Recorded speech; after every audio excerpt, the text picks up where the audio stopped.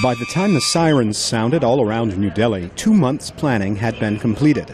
In 9 different parts of the city, rescue workers simulated a 7.2 magnitude earthquake 275 kilometers northeast of the capital.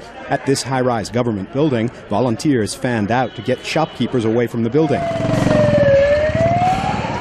Firefighters and paramedics practiced moving simulated casualties to emergency vehicles. Deputy District Commissioner D.K. Mishra says the drill was aimed at teaching people the basic mantra of earthquake preparedness: drop, cover, and hold on, but also to evaluate professional rescuers. Different emergency responders, those who have to rescue people, to move the people to the hospital, to provide different kind of facilities to the people, relief material.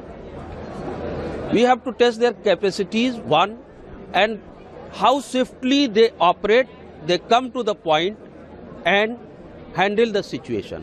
India comes late to the process of disaster preparation. Its National Disaster Management Agency was inaugurated only in 2005, soon after the Asian tsunami. Although this week's drill was a significant beginning, the country still has plenty of work to do.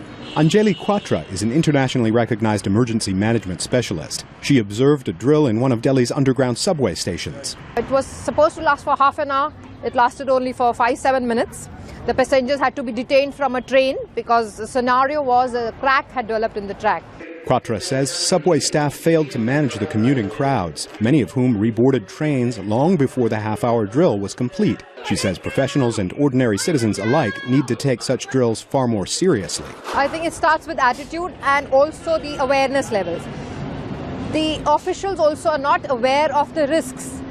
If they are aware, then they will realize the loss of life and property and economic loss that can happen. So this kind of training, their training has to happen. But researchers say New Delhi and nearly every Indian city faces a much deeper danger than a deficit of awareness about first response.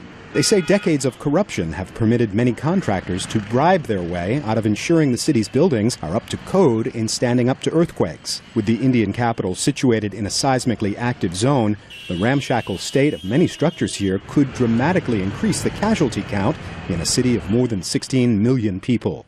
Kurt Asian, VOA News, New Delhi.